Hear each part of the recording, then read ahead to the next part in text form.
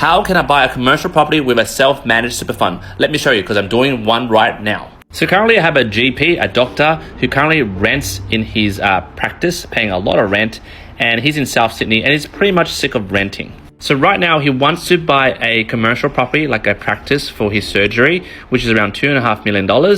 And basically he has about $1.5 million in his SMSF, and he wants to use his SMSF to purchase this property.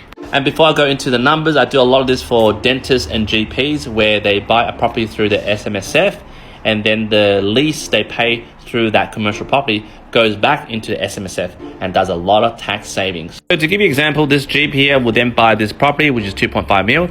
When he owns this property under the self-managed super fund, the lease that he pays on this property is about, for example, 150K per year. This 150K goes back into his SMSF, and according to the ATO, this becomes earnings for the SMSF. Therefore, this 150K is only taxed at 15%. Also, all the expenses in relation to the purchase of this property and the repayments, which I will describe later, are all tax deductible. You can then do negative gearing on this 15%. So rather than paying 15%, maybe it ends up paying 8% on the income. And since this property, this commercial property sits in the SMSF, when this guy retires, for example, maybe 65 or 70, and he sells this, zero capital gains tax. Woo! And that's why GPs and dentists love this structure rather than just renting out of some bloody practice, and they can't claim any deductions. Now let's look at the numbers. I'm getting a pre-approval for this GP, so he's looking to buy a property around $2.5 million.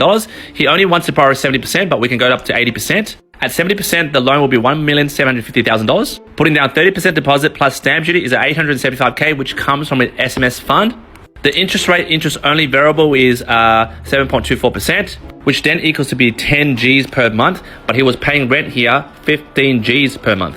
And for this SMSF purchase, when he does settle, it will cost him 1.25% of the loan amount, which equals $22,000. And these funds are taken out of here, which then can be claimed as a tax deduction. Now, a lot of inexperienced accountants might say, but then you're breaching the in-house asset rules, which according to ATO says the fund's asset, which is the property which the GP is buying, cannot make up more than 5% of your fund's total assets. But the beauty of buying commercial property in SMSF is that there is no exemption to these rules. So for this smart GP, he's hitting two birds with one stone. He's setting up his own practice, which benefits his own business, and also he's setting up his SMSF by becoming his own landlord. But one important note, guys, those rental income coming into that property is not considered as concessional contributions.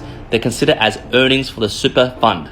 So imagine that, guys, you own the property that you are operating in, and the rent that you pay goes back to your SMS fund, which is taxed at 15%. Yikes! Jump in the comments, how good is that?